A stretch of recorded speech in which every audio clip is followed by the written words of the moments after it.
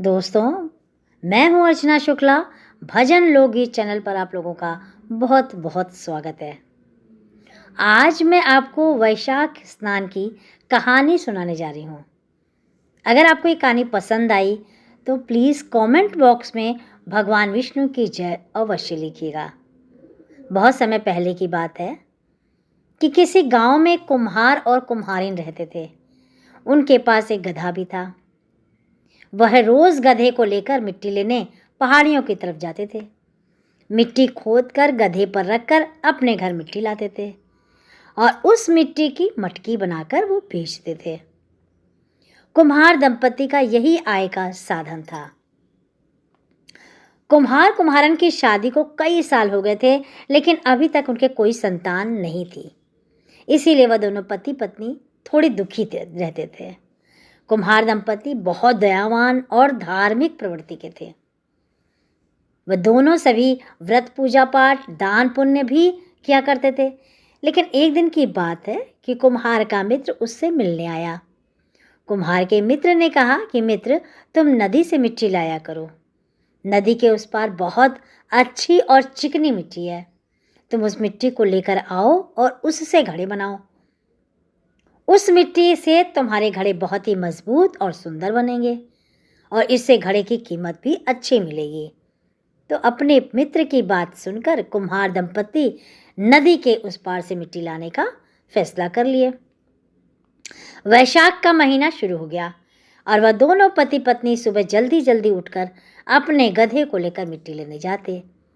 वह नदी में स्नान करते, नदी के उस पार से मिट्टी खोदते और शाम होने से पहले वह दोनों मिट्टी को गधे पर लादकर फिर से नदी में स्नान करते हुए घर वापस आ जाते।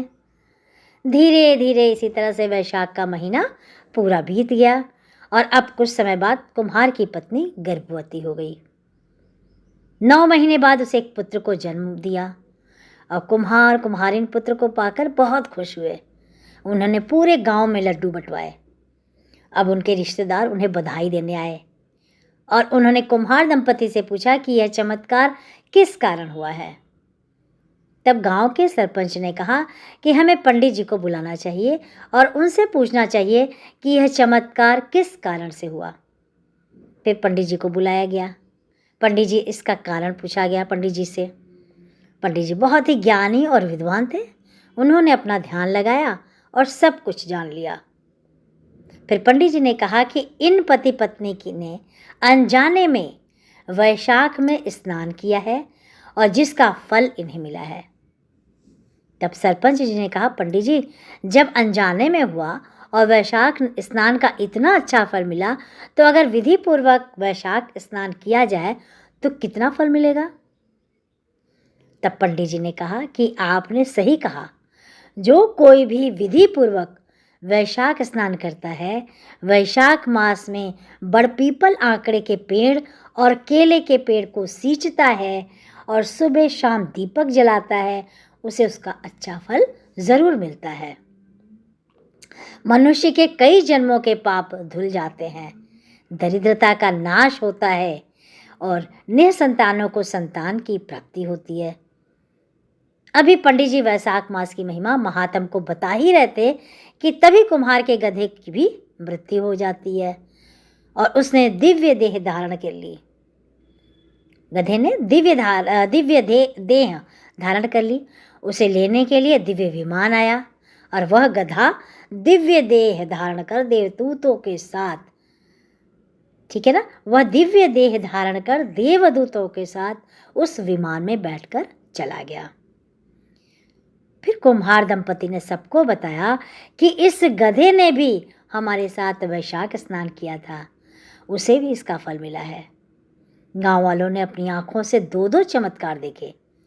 फिर क्या था, गांव वाले ने पंडित जी से वैशाख स्नान की पूरी विधि पूछी और फिर महात्मा जी ने गांव वालों को पूरी विधि बताई तथा वैशाख मास का महात्म सुनाया और साथ ही वैशाख मास की कथा कहानियां भी सुनाई तथा बताया कि वैशाख मास में क्या दान करना चाहिए, बड़ पीपल को कैसे सींचना चाहिए, ये भी बताया।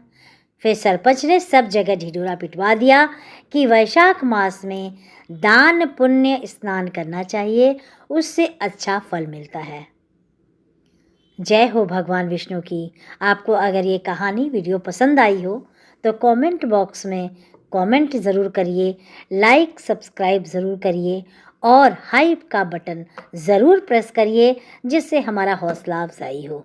बहुत बहुत धन्यवाद। मिलते हैं एक नई जानकारी के साथ, एक नई वीडियो के साथ। बहुत बहुत धन्यवाद।